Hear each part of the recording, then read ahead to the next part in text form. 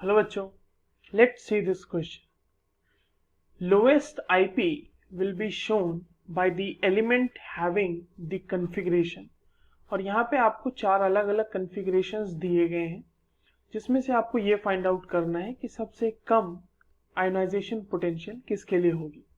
तो चलिए इस क्वेश्चन को सॉल्व करते हैं और सबसे पहले ये देखते हैं कि इस क्वेश्चन को सॉल्व करने के लिए हमें किस की कॉन्सेप्ट की जरूरत है।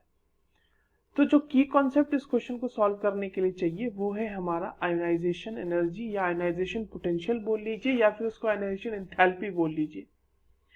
तो अगर आयोनाइजेशन पोटेंशियल की बात की जाए तो उसकी डेफिनेशन क्या होती है। तो ionization potential is basically the energy required, और आयोनाइजेशन एनर्जी की मैं बात कर रहा हूँ कि the energy required to remove an electron from the outer most shell of an isolated gaseous atom is ionization potential और एनर्जी।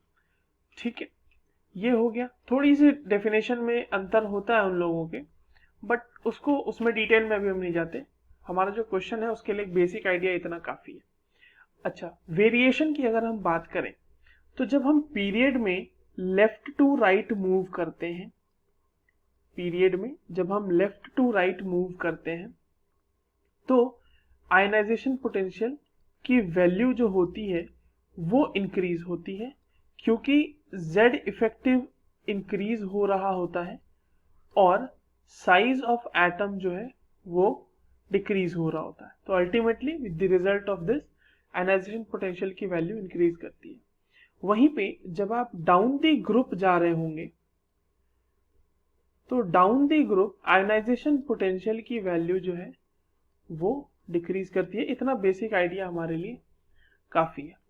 तो चलिए जो क्वेश्चन में हमारे पास जो अलग अलग कॉन्फ़िगरेशंस दिए हुए हैं उनको थोड़ा सॉल्व कर लेते हैं।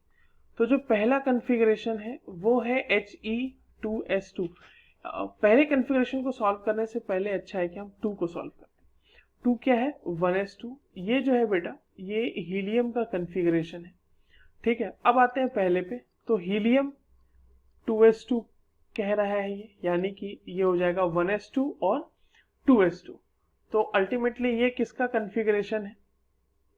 ये बेरिलियम का कॉन्फ़िगरेशन है। ठीक है, तीसरे पे आते हैं। तीसरा हमारा क्या कह रहा है? Helium 2s2 2p2।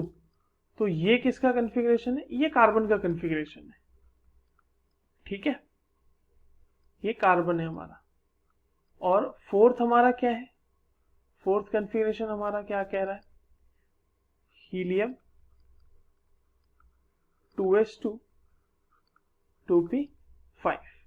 तो ये कॉन्फ़िगरेशन किसकी हो जाएगी? ये कॉन्फ़िगरेशन हो जाएगी फ्लोरीन की। अब आप ये देखें कि हीलियम जो है वो नोबल गैस है, उसका तो आयोनाइजेशन पोटेंशियल इन सब में से सबसे ज्यादा ही होगा। ठीक है, क्योंकि वो नोबल गैस है। तो लोएस्ट की हमें बात करनी है। लोएस्ट में अब हम बाकी 3 जो हमारे पास बच गए हैं उनकी बात कर लेते हैं। अब देखो, नोबल गैस की ज्यादा इसलिए होती है ना आयोनाइजेशन पोटेंशियल, क्योंकि उसमें इलेक्ट्रॉन निकालना उसमें से या इलेक्ट्रॉन डालना उसमें दोनों ही मुश्किल होते हैं। बट अगर निकालना है वो तो उसका जो है स्टेबल कॉन्फ़िगरेशन है, वो क्यों लूज करना चाहेगा वो अपने कॉन्फ़िगरेशन को, राइट? तो इसलिए उसमें से इलेक्ट्रॉन निकालने में बहुत ज्यादा एनर्जी देनी पड़ती है। बट अगर हम बात करें बेरिलियम, कार्बन और फ्लोरीन की, बेरिलियम का एटॉमिक नंबर 4, कार्बन का 6 और फ्लोरीन का 9। अब हम देख रहे हैं कि हम ये एक ही पीरियड के एलिमेंट है और ऐसे ऐसे हम मूव कर रहे हैं लेफ्ट टू राइट। तो Z इफेक्टिव भी बढ़ेगा, ऑब्वियस सी बात है, क्योंकि एटॉमिक नंबर बढ़ रहा है, साइज भी डिक्रीज हो रहा होगा, तो हमारा आयोनाइजेशन एंथैल्पी बढ़ना चाहिए। तो उस हिसाब से आंसर तो हमारा आ गया बेरिलियम।